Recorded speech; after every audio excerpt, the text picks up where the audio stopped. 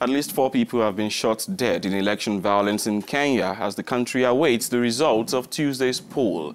Raila Odinga, Kenya's opposition leader, has accused his rival, President Uhuru Kenyatta, of pulling off a massive fraud to steal elections, triggering protests in Western Kenya and Nairobi.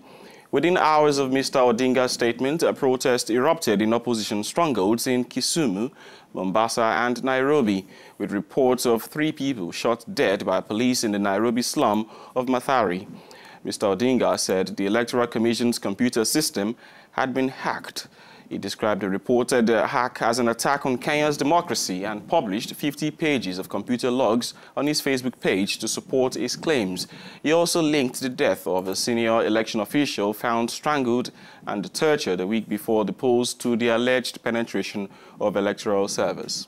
Absolutely, Jerry. I would also mention that the Election Commission published yesterday, at the end of the day, the results transmitted electronically by more than 96% of the polling stations, crediting the outgoing President Uhuru Kenyatta with 54.32% of the vote against 44.80% for Raila Odinga, out of a total of 14.7 million counted votes. These provincial results must be validated on the basis of the minutes of the polling stations. And now we are being joined by Africanews journalist Michael Odua, whom we have in Nairobi, to give us the situation on ground, to give us the latest and more on the situation on ground. Michael, this has definitely been a very serious week for Kenya. How is Nairobi this morning, especially after 4 people, we're told, have now been shot dead by police in election violence?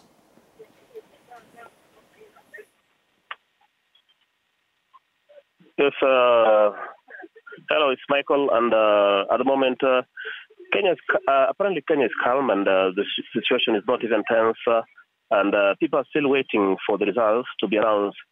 This is because the Independent Electoral and Boundary Commission is still verifying some forms 34A and 36B. And looking into that, the commission just said that maybe Kenya should give them a little bit time. So yesterday there were fracas in a few areas whereby 4 people died, and it was apparently the 4 people, all of them died here in Nairobi. But then later people became calm in those areas after police and other security agents were deployed. And celebration have just also begun in a few areas since other candidates are still being announced, like MCAs, senators, and even governors and MPs. So we are still waiting for the presidential results to be officially announced, maybe today or maybe tomorrow. We don't know, because it's the commission that will have to affirm that to us. Jerry. The Election Commission's head, Ezra Chiloba, has refuted claims from Odinga's camp that says the Commission's computers were hacked. What has he told Kenyans to reassure them, especially with all of these allegations of them being hacked? Okay, the commission itself, just a few minutes ago, it confirmed the system. There were attempts to hack the system, but then it wasn't successful. But then it's still verifying the Form 36A and Form 36B. That means that they are trying to get the original results as per polling station and as per the constituencies. There were several attempts to hack the system, and it means that that was the claims made by the opposition. But then in a midnight briefing at the National Tally Center at Bomas of Kenya, we had the IBC IT director who tried to say that they noticed several attempts to illegally penetrate the system, but then it wasn't fruitful.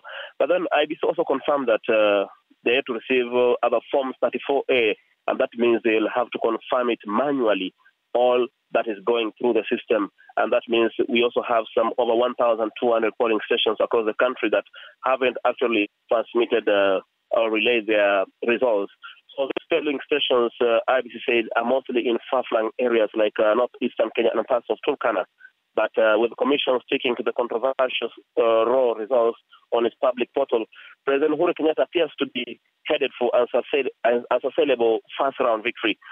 But then raw polling data published on its website indicates that Uhuru is actually leading with over 54%, while Odinga is trailing back with over 44% share of the votes. Jerry. Interesting, Michael. All of this surely does call for concern now at this period, and even with the police. Three people were shot dead by the police. So what is the government doing now to prevent an escalation so that we don't even have a repeat of the 2007 killings that occurred during that time? What is the government doing now to ensure security? Okay, apparently some people were shot today by the police, but then the government is kind of deploying police in several areas that might experience a few fracas or a few violence here and there. Even in Nairobi, security is very good, and even other places in Kenya. And these areas, you know, they are the volatile areas that experience high chaos in the 2007-2008 post-election violence. And looking into that, Mr. Kenyatta, that is the president himself, you know, since he's having a strong lead in provisional results, it means that the Electoral Commission might even announce the results later, and this means that maybe tension could rise if the opposition feel that the results are not good. But then even we have other NGOs and even the opposition who are trying to denounce the election. They are trying to oppose it, saying that the voting system was infiltrated and that the results were not genuine. They even gave several evidence to support this. But then the IBC have thrown out and have refused to accept such allegations. And right now, we are now waiting for the government to give its position today, and even the opposition to give its position today, and even the IBC that will also give its national and the final results. We don't have to wait, Jerry. Thank you very much, Michael. Michael Odwar, qui se trouve donc à Michael Odwar will continue to provide us with the latest information from Kenya in the following hours. Our special envoy in Nairobi has collected reactions of the residents after the announcement of the violence that erupted in the country. Take a listen.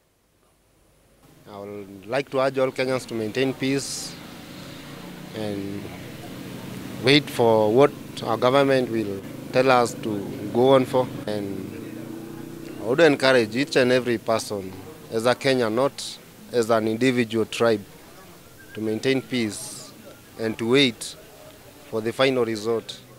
We are trying to tell the people of Kenya, let them be calm. What Chebukati tell us, I know very well our result will be the way we vote. We are not satisfied. Yeah, we are not satisfied. The tallying is not up to the task. But what we want now is like, come on, we want free, justice, and credible election. We cannot advise people to go to the ground to fight. No.